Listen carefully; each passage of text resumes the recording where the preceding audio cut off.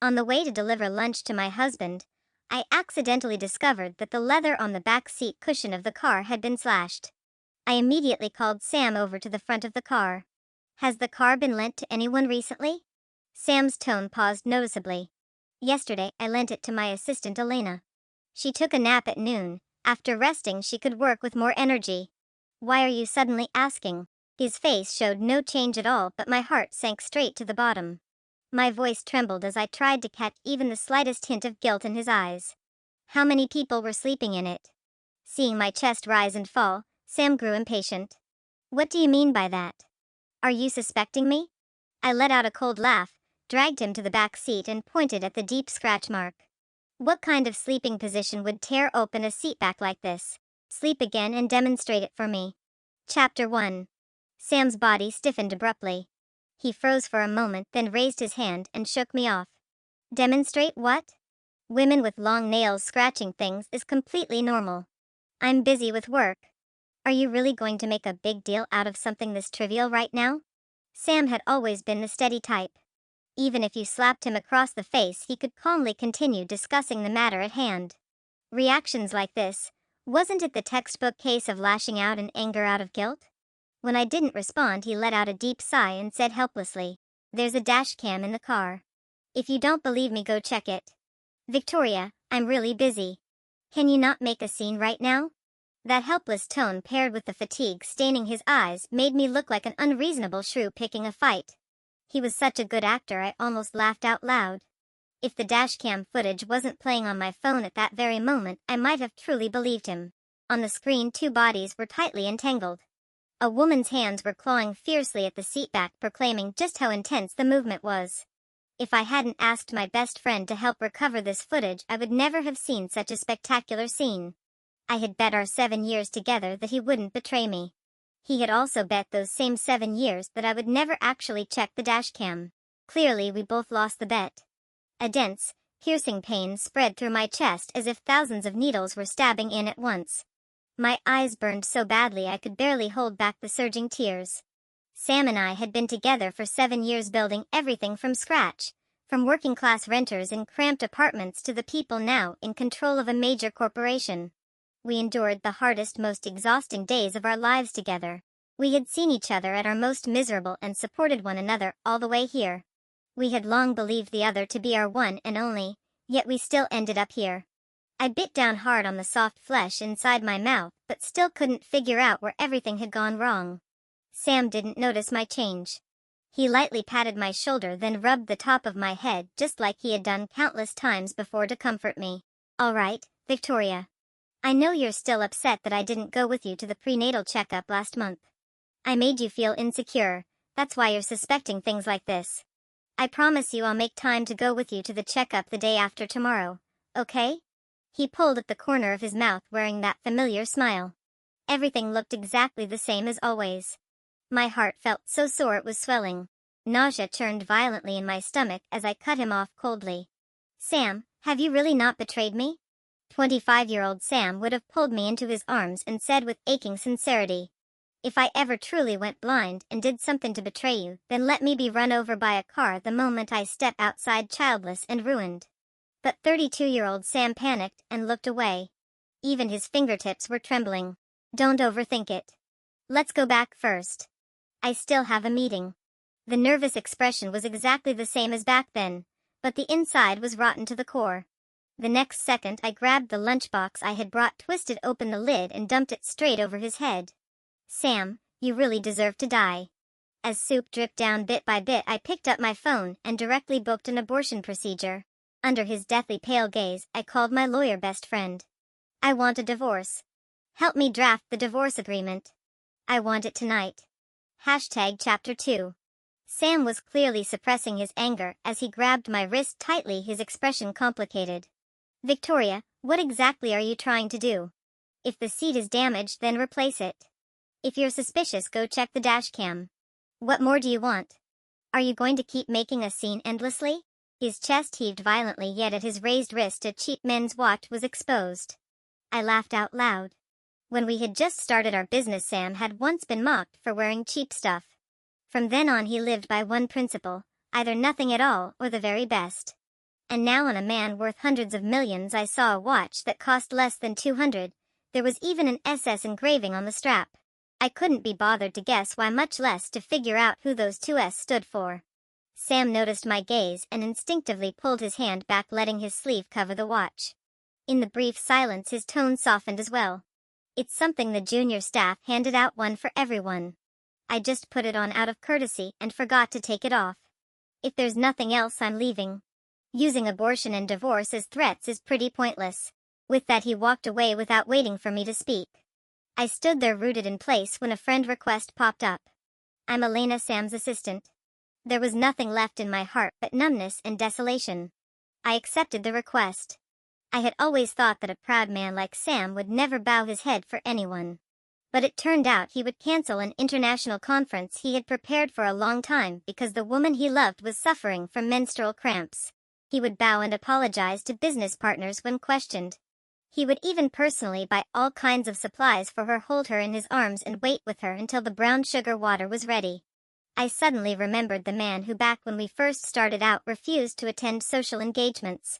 The man who wouldn't even have a single drink with the other party for a project, even when I drank myself into stomach bleeding while running deals for him.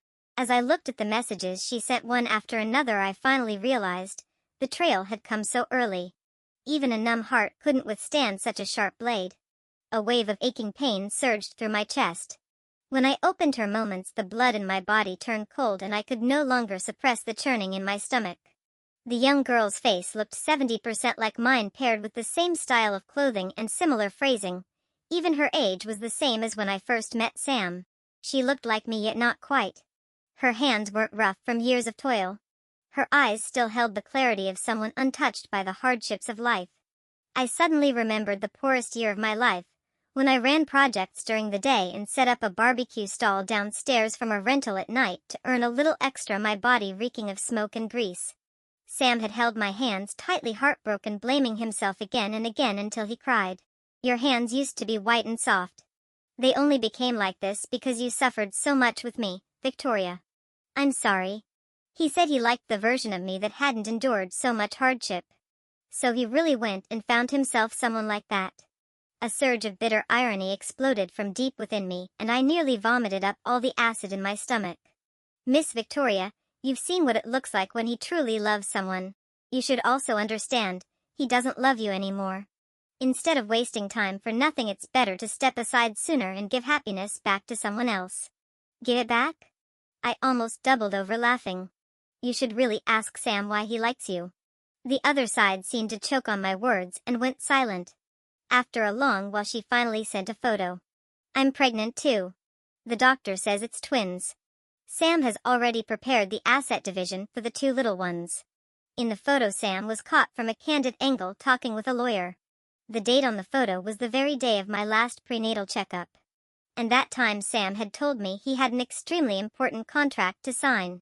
Chapter 3. That night Sam did not come home at all. But I saw him on Elena's Moments. Day 333 of our relationship. He says every single day with me is an anniversary. I have nothing, yet because I have him I have the whole world. Below was the image of a man holding a girl, the two of them dancing in front of a massive floor-to-ceiling window. With just one glance I recognized it. It was the first house we bought after our startup succeeded. That floor-to-ceiling window was the very style we used to dream about back when we clung to each other in our rented apartment. My nails dug deep into my flesh as I bit down hard on my lower lip.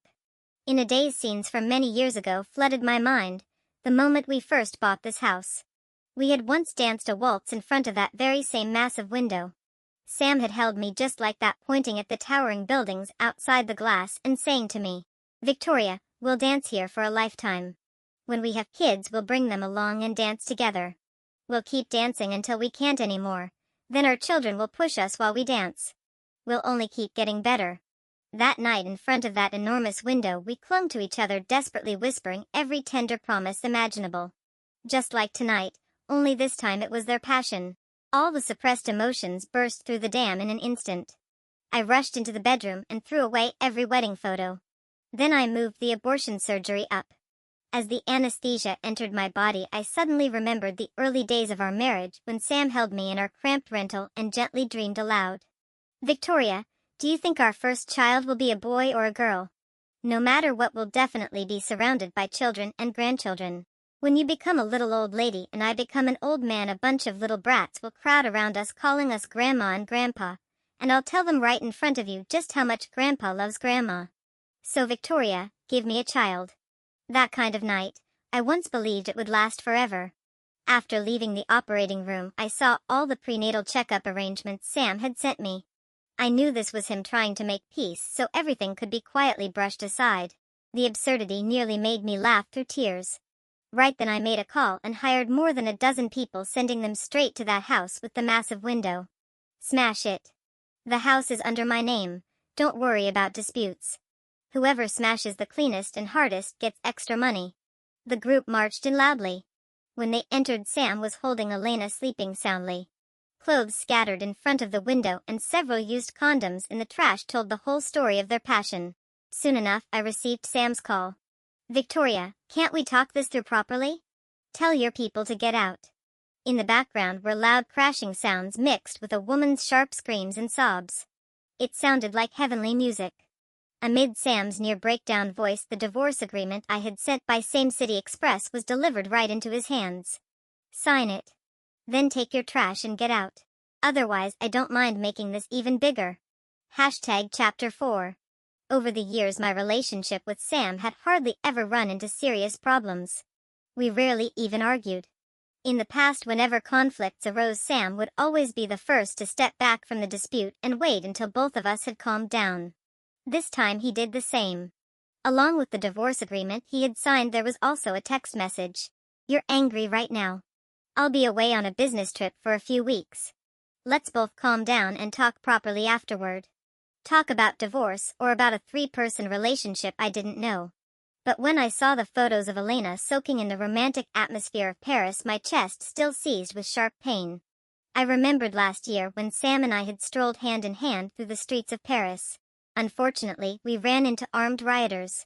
In less than a second, Sam threw himself in front of me. A bullet pierced through his chest, grazing his heart. He was unconscious for 3 whole days. When he finally woke up, the first thing he did was blame himself for failing to give me a beautiful trip to Paris. And this time when he went to Paris again, it was no longer for me. Above the travel photos was a small line of text. He said he would give me the most romantic wedding in the most romantic city in the world. My heart was crushed into dust. I gasped for air, never imagining that Sam could go this far. The past became a blade, and Sam was the one holding the knife. After the heartbreak passed and my thoughts returned, I began seriously preparing for the divorce. When they finalized the wedding dress and suit, I booked my flight and checked in my luggage. When they chose their wedding venue, I sold off all my shares in the company. When they hung a massive wedding photo at the hotel entrance, there was only 1 hour left before my boarding time. Sam thought he had hidden everything perfectly, so when I appeared at his wedding with that young girl, his face drained of all color in an instant. Watching me approach step by step in full dress, Sam opened his mouth again and again, pulling Elena tightly behind him. Victoria, listen to me. Sam, I'm not even dead yet and you're already in such a hurry to find a girl who looks this much like me and play your replacement lover fantasy. The wedding hotel was one I liked during our travels. The wedding process was what I personally finalized back then. Even the wedding dress was a design custom made to my measurements years ago. Sam, you're this perfunctory even about marriage. Does this young lady beside you getting married for the first time know any of this? Chapter 5. At my words, Elena's face changed instantly. Her gaze shifted to Sam, disbelief filling her eyes. Sam instinctively turned around, just in time to receive a solid slap from the girl. Sam, you said it wasn't like this. I stood where I was watching them entangle and pull at each other, feeling nothing but deep irony. If I remember correctly, even this church was modeled after the style we once liked. Tears brimmed in the girl's eyes, her face flushing red with anger and resentment. Sam, you're truly disgusting. Sam looked at me helplessly, then at Elena, clearly unable to decide whom to comfort. Victoria, I can explain what happened today. He looked at me, shielding the girl behind him, letting her pound his back again and again with her fists. The scene made it look as though I were the villain who had come to ruin a loving couple's wedding day. Murmurs rose throughout the church. It seemed no one quite understood what was happening. So I clapped my hands, signaling the people behind me to play the dashcam footage. If you want to explain, why don't you start by explaining this? Two bodies entwined. The sound of mutual panting and calling each other's names instantly filled the entire church. Sam's expression changed abruptly. Even the hand gripping Elena loosened. But his gaze shifted from my face to my now flat lower abdomen. Victoria, you knew all along, so you really had the baby aborted? His voice trembled, laced with disbelief. I looked at him coldly, watching the passionate performance he was about to put on. Sure enough, the next moment Sam's face flushed red. Victoria, you knew how hard it was for us to get this child. I know. Blood rushed through me, my chest heaving violently. I never imagined he would have the nerve to question me like this. In the 7 years I had been with him, we had never managed to have a child. For that I swallowed countless pills, saw countless doctors, and in the end went through IVF more than a dozen times before finally with great difficulty getting pregnant. I knew all of this. And so did he. The murmurs in the vast church were drowned out by the sound of our breathing. Sam froze for a moment, even ignoring the cries of the girl behind him. He walked toward me slowly, step by step, tears actually streaming down his face. Victoria, you shouldn't have been so impulsive. He tried to reach out to hold me, to touch my belly, to call my name, only for everything to turn into a scream in the next instant. Sam, do you remember what you once said? If you ever did something to betray me, then you deserve to be cut off without descendants. A white blade and a red blade out. Sam curled up on the ground in agony. Gritting his teeth, he looked at me, his face streaked with sweat or tears. I couldn't tell which. Amid the chaos, Elena was lifted up and rushed away. She followed Sam to the hospital. One for saving a life. One for terminating a pregnancy. And I boarded a plane bound for a foreign land. Chapter 6. Sam felt as though he had just woken from a very long dream. In the dream he held Victoria's hand with one hand, cradled their child with the other, and stood in front of a massive floor-to-ceiling window, eating an ordinary, unremarkable dinner together. The Victoria beside him had fine lines creeping into the corners of her eyes. Her palms were still roughened by years of work, and her hair was no longer as smooth and glossy as it had been when she was a young girl. Yet the faint scent of oranges on her body was so familiar, so reassuring. She was his Victoria. When the dream ended, his lower body was numb, devoid of sensation. He shifted slightly, and an inexplicable soreness surged up from deep within his chest. Out of the corner of his eye he caught sight of the girl sleeping in the neighboring bed. Instinctively he called out, "Victoria!" The moment the name left his mouth, his head throbbed with splitting pain. At the same time, waves upon waves of memories flooded into his mind. Sam suddenly vomited all over the floor, filth mixed with streaks of blood. Only then did his consciousness fully return, and he realized what had happened. He remembered meeting a girl who looked very much like Victoria. Their first encounter had been at a recruitment interview. The moment the girl appeared in a sharp black suit, he had felt as though he were seeing the younger Victoria who once struggled alongside him. As they interacted more, he was startled to discover just how many similarities the girl shared with Victoria. Yet she also had her own stubbornness and independence. For the first time, Sam lost focus within his marriage. Among hundreds of applicants, he singled out the girl's resume and placed her directly into the position of his personal assistant. Because of this, he guiltily told Victoria that she didn't need to come to the company so often anymore. He said he wanted her to stay home and focus on preparing for pregnancy, but in truth he was simply afraid they would meet. Still, Sam warned himself again and again that he absolutely could not cross the line. He deliberately kept his distance from the girl. Until he saw her drink herself into a stomach hemorrhage during business entertainment, work late into the night until she collapsed asleep at her desk, and even endure severe menstrual pain, her face pale, yet still force herself to stand in high heels. In that instant Sam thought of far too many things.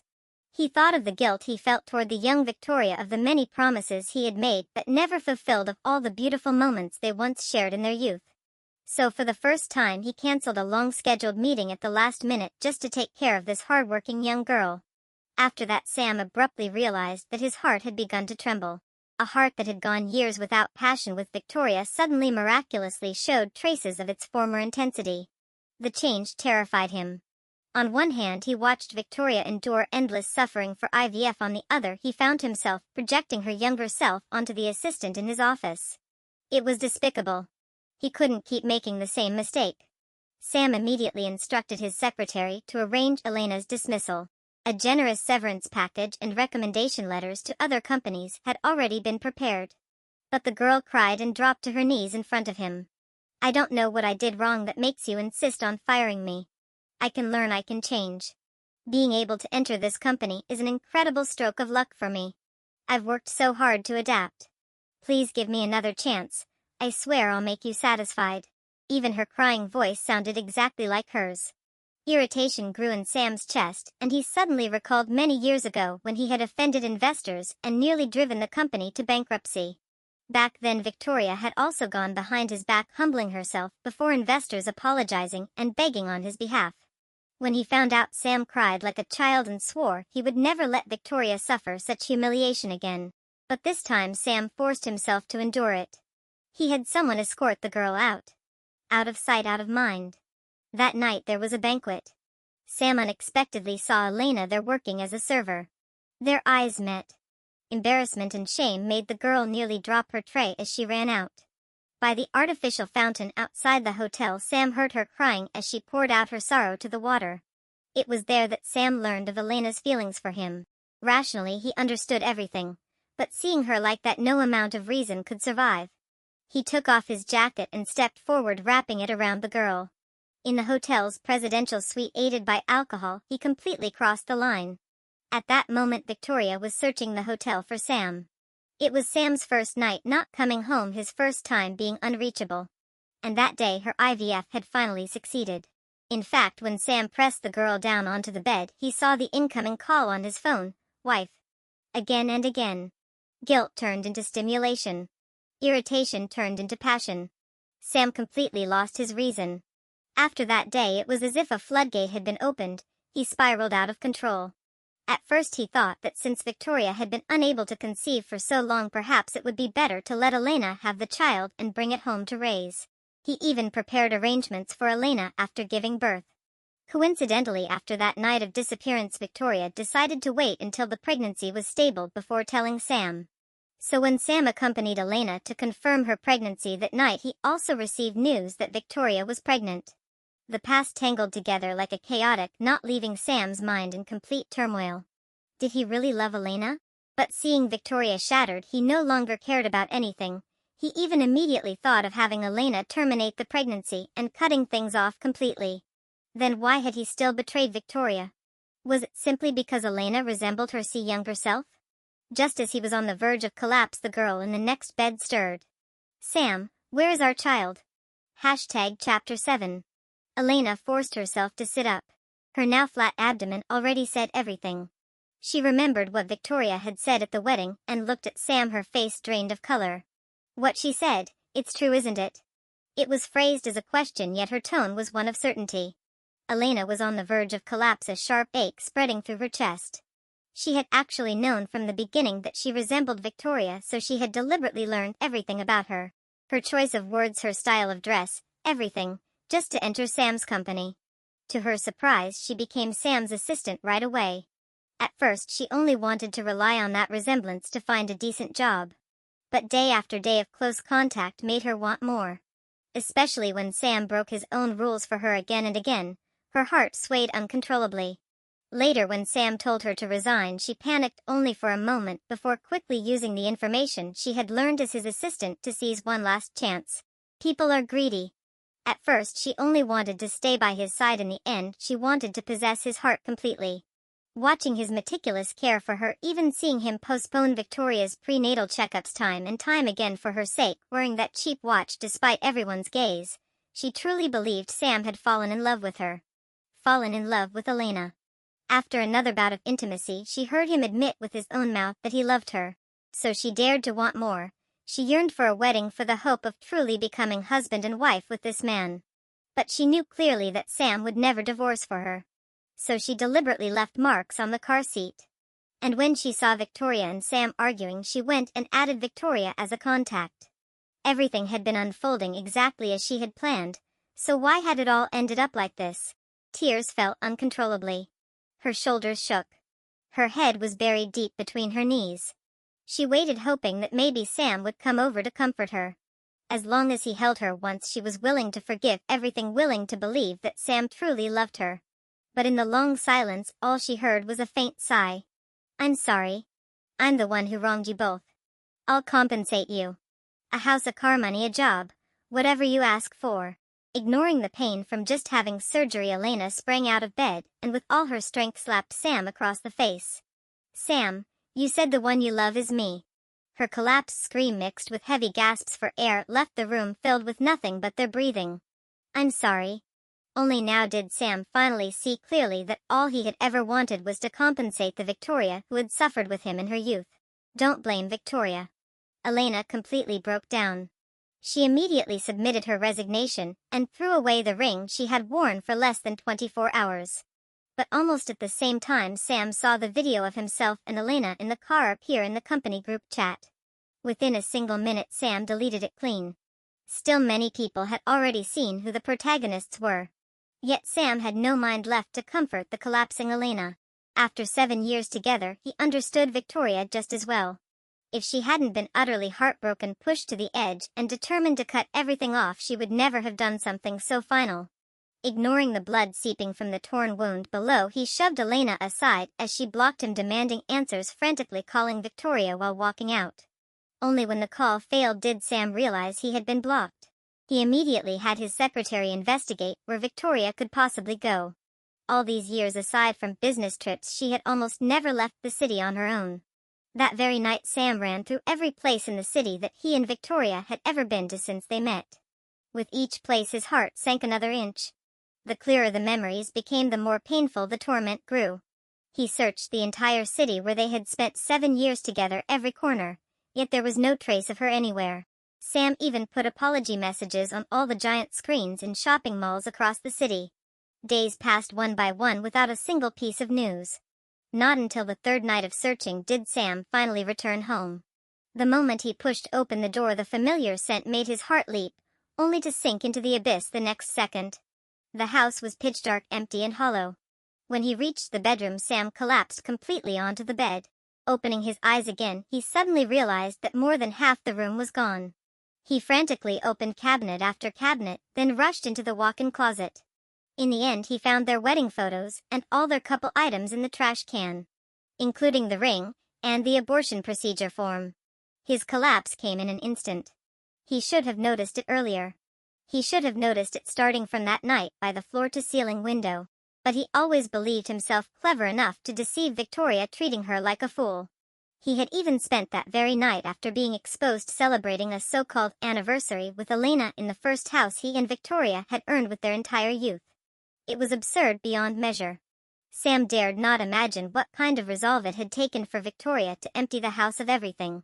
Nor how much pressure she must have endured to go to the hospital alone and abort the child they had struggled so hard to conceive. At that thought, darkness swallowed Sam's vision. A crushing pain wrapped tightly around his heart as he collapsed heavily to the ground. Chapter 8. When Sam woke up again, the first thing that came to his mind was the divorce agreement. Yes, he and Victoria still hadn't gone to register the divorce. He casually bought a local SIM card and immediately called Victoria. Victoria. The moment the call connected, the other end recognized his voice and was about to hang up. Sam hurriedly spoke, cutting in before the call could be ended. The divorce registration. We haven't registered the divorce yet. Even if you want a divorce, you can't just disappear without a word. The motion of hanging up stopped on the other end. After a long silence, Sam heard a man's voice. All right. I'll pass the message on to her. Every drop of blood in Sam's body seemed to freeze. He almost couldn't believe what he'd just heard. A man's voice. Victoria was with another man. But by the time he came back to his senses, the call had already ended. He called again, no answer. A surge of jealousy rolled violently in his chest.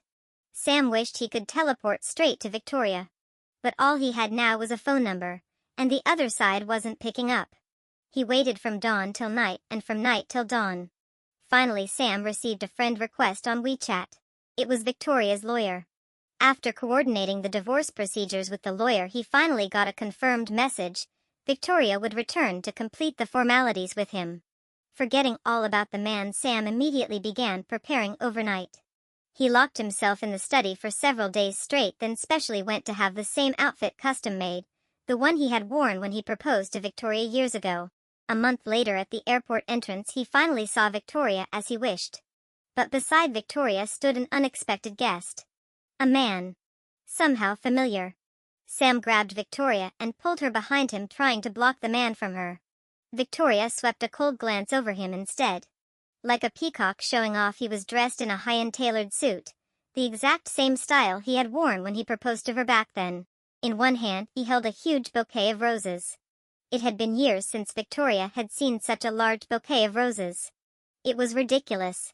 She shook off his grip and turned to get into the car. "Victoria, I want to talk to you alone."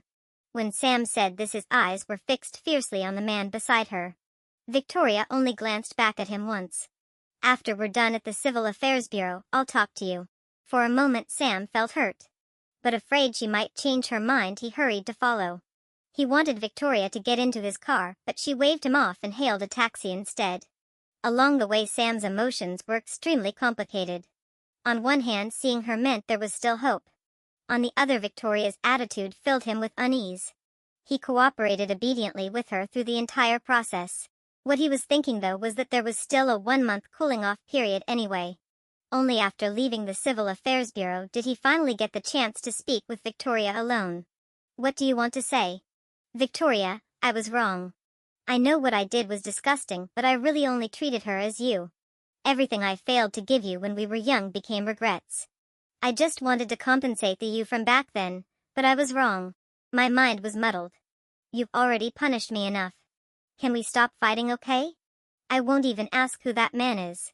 Just tell him to get lost. Let's go home, alright? I know you can't forgive me right away, but I'm willing to wait for the day you restart with me. You love me. 7 years together, you can't just let it go. 7 years, Sam, you know it too. You knew everything, yet you still did all those disgusting things. Even when I confronted you directly, you were still fooling me. You say you wanted to compensate me, but in reality you were just finding that excuse for liking a young girl. Don't tell me you never secretly compared me with her. One young and beautiful worshipping you like an idol, the other aging passion gone. And now you dare frame all of this as wanting to compensate me. Sam, the first time you slept with her, who was in your heart? Who did you call out? Who did you see? When you tangled with her again and again in front of that floor-to-ceiling window, did you really never think about the plans we once had there? Stop making excuses. You still count as a decent human if you show up here on time a month from now. If you don't, we'll see each other in court." With that, Victoria used all her strength to throw away the ring, one that Sam had secretly hammered by hand for a long time in the study. 6 years ago, when he proposed to her, it had been a ring just like this one he made himself. Back then someone bumped into him, the ring slipped from his grasp and fell into a sewer. Now that the same ring appeared again, Victoria only wished to see it in the sewer once more.